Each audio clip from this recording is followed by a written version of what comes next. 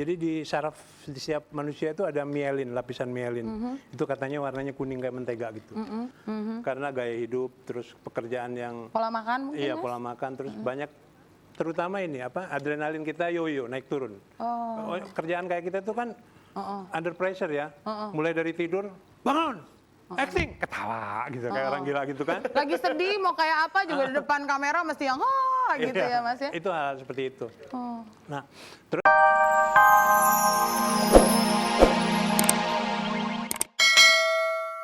Kita juga masih punya Mas Pepeng, tapi saya ingatkan juga buat pemirsa di luar sana yang pengen tahu ramalan bintangnya setiap hari seperti apa, jangan lupa untuk ikutan Z-Box ya. Seperti yang sudah saya ungkapkan, gampang banget caranya, tinggal ketik rek, spasi Z-Box, spasi bintang Anda apa, kirimkan ke 9333. Nah nanti kalau misalnya udah nggak mau lagi berlangganan, silahkan ketik unrek, spasi Z-Box, spasi bintang Anda, kirimnya ke 93333. Biayanya hanya Rp500. Jangan kemana-mana, setelah ini Mas Pepeng akan hadir untuk... Di separuh perjalananku, rusaklah sudah cinta putih ini. Keinginan tiada sejalan dengan kenyataan hidup. Itu tadi Cinta Putih, Krismati dengan Cinta Putihnya ya. Penuh perasaan banget ya, yang semua yang ada di sini nyanyinya ya.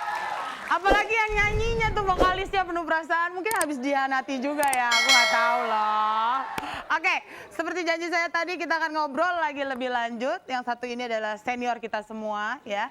Beliau sangat lucu sekali, tapi karena satu penyakit, beliau sekarang harus berada di kursi roda. Tapi percayalah, semangat dia bisa menjadi inspirasi buat kita semua. Kita sambut Mas Pepeng.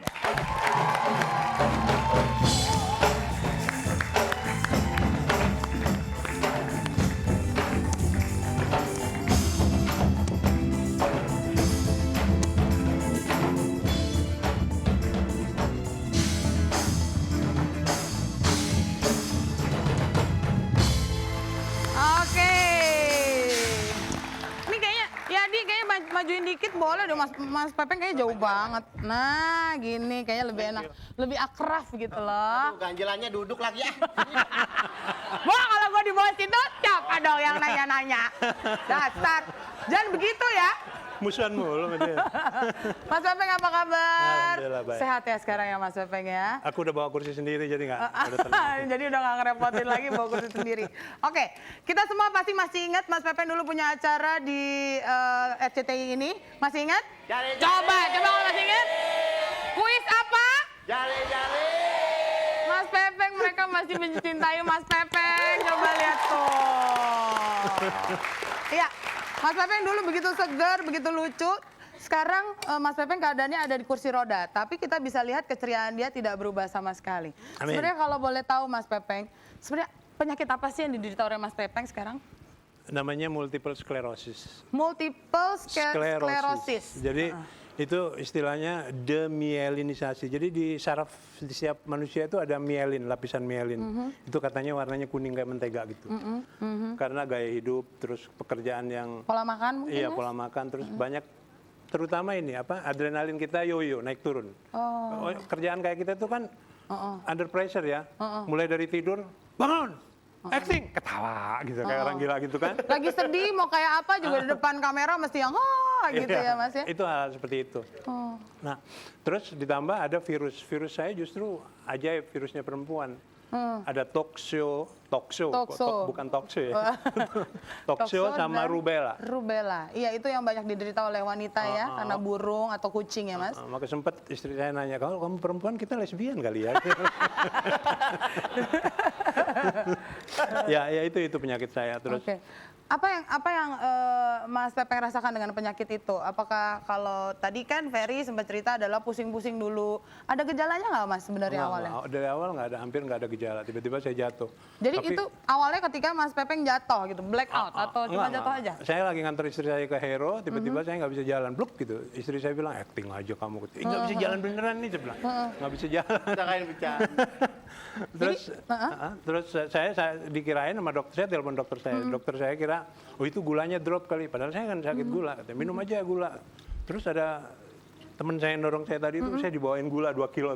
Ya. Ya Allah, gue minum gula 2 kilo ke sirup gitu kan. Nah terus, tapi saya akhirnya diopname.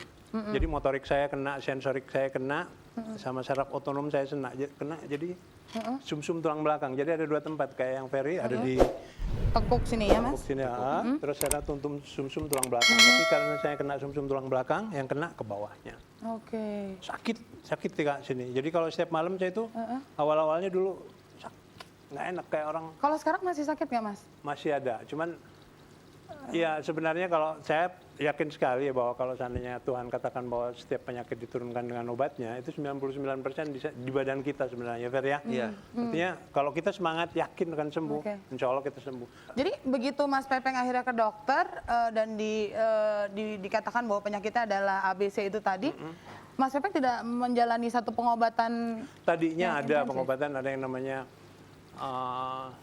lupa saya namanya, tapi obatnya itu sekali suntik saja 1,5 juta dan harus 2 hari sekali. Tapi saya pikir dan saya tanyakan kira-kira gimana? Ya kansnya tidak 50-50, jadi lebih banyak tidak mungkin sembuhnya. Ya udah. Yang tidak mungkin sembuhnya tuh dalam artian Mas Pepeng selamanya akan duduk di kursi Ya, roda ya. dalam keadaan dalam kata ini Ke bawah. divonis bahwa ini sudah lumpuh semuanya. Iya. Bagaimana waktu itu Mas Pepeng akhirnya bisa deal with that? Cila so Inggris banget. Oke. Maksudnya menerima hal itu. Sementara Mas Pepeng adalah orang yang sibuk sana sini dan Iya. tiba-tiba harus diam. Iya, kalau ada teori psikologi bilang kan katanya awalnya dia karena dia banyak orang sakit seperti ini euforia, habis itu reject, habis itu baru dia depresi, habis itu dia baru accept gitu ya. Tapi pada saat itu saya seminggu saya accept, saya harus terima. Udah faktanya memang begitu. Waktu itu saya masih kuliah semester 3 ambil S2 itu kan. Nah itu saya jadi ikut ujian. Pernah saya lagi ujian, saya nangis Tika. Nangis sakit, karena sakit. Terus pengawasnya nanya, Mas Pepeng gimana bisa? Katanya, iya bisa. Ini halaman ini gimana gitu. Open book suruh buka buku kalau udah kesakitan kan nggak ngerti apa-apa sih. Akhirnya saya minta ulang ujian. Alhamdulillah saya sekarang lagi nyusun tesis itu sekarang. Oke. Pemirsa, kalau kita dengar tadi cerita Davina dan juga cerita Ferry dan Mas Pepeng, tentunya kalau itu terjadi pada diri kita belum tentu kita bisa seperti mereka. Tapi kita akan ngobrol lagi bagaimana akhirnya mereka bisa survive nih seperti ini. Dan apakah ada kaul-kaul tertentu yang mereka tanamkan kalau seandainya mereka bisa betul-betul sembuh 100%. Jadi Anda jangan. Terima kasih pemirsa, Anda masih bersama dengan kami di Bincang Bintang ini dan masih dengan tamu-tamu saya, ada Mas Pepeng, Ferry dan juga Davina. Nah tadi bicara soal ada masa yang berat yang pernah dialami oleh Mas Pepeng, Davina dan juga Ferry ya. Percaya nggak sama kesempatan kedua sebenarnya? Sangat. Mas Pepeng. Iya, sangat. Dan malah saya selalu akan meraih itu. Ya artinya kita harus survive karena saya yakin lagi-lagi bahwa semua itu ada di dalam hati kita. 99%. Yang lain itu hanya pendukung. Oke. Banyak yang self healing. Contohnya siapa yang pemain basket yang sakit AIDS itu? Oh iya, Shaquille O'Neal. Iya, itu kan dia ya sembuh karena dihipnosis. Hipnosis itu kan sebenarnya setiap hipnosis dia adalah self hipnosis. Kita tidak akan bisa terhipnosis kalau seandainya diri kita nggak memberikan izin. Gitu. Nah seperti saya tempo hari sempat saya bisa berjalan dan segala macam. Tapi namanya hipnosis kan di subconscious kita. Setiap kita akhirnya ngebahas, kok gue bisa jalan kayak gitu, hilang, hilang. Itu kelupuk gitu lagi, loh kok bisa hilang lagi gitu. Oke, nah waktu itu Mas Pepeng divonis akan lumpuh dan Ferry sempat divonis untuk udah tipis sekali hidupannya. Bagaimana dengan keluarga? Apa yang dilakukan oleh keluarga? Bagaimana dengan istri dan anak gitu? Mereka ikut shock ataukah mereka shock sebentar lalu mereka memberikan dorongan? Ferry gimana, Fer? Kalau aku waktu itu, jadi ceritanya gini, waktu pada saat divonis itu udah putus harapan sama sekali, udah down karena istilahnya kita udah nggak bisa kerja, aku juga udah nggak bisa kerja, jadi keluarga yang menyemangati. Nah mungkin waktu itu ada aja jalannya gitu ya, Tuhan ngasih jalan. Aku ketemu sama mantan pacarku sekarang, maksudnya istriku, ketemu dia juga yang memberi support. Jadi aku waktu nikah sama dia itu aku dalam keadaan sakit parah. Oke. Jadi aku bilang, kamu lihat saya dari apanya gitu. Saya sakit parah, saya juga jobless kan karena nggak bisa kerja apa-apa. Saya bilang nggak apa-apa. Dia bilang dia cuma mau ngurus saya aja gitu loh. Akhirnya ya setelah nikah itu saya dapat lagi pemberian dari Tuhan yang luar biasa buat saya. Waktu itu dapat, saya tuh punya nazar waktu itu, punya kaul itu. Kalau saya sembuh saya pengen berangkat.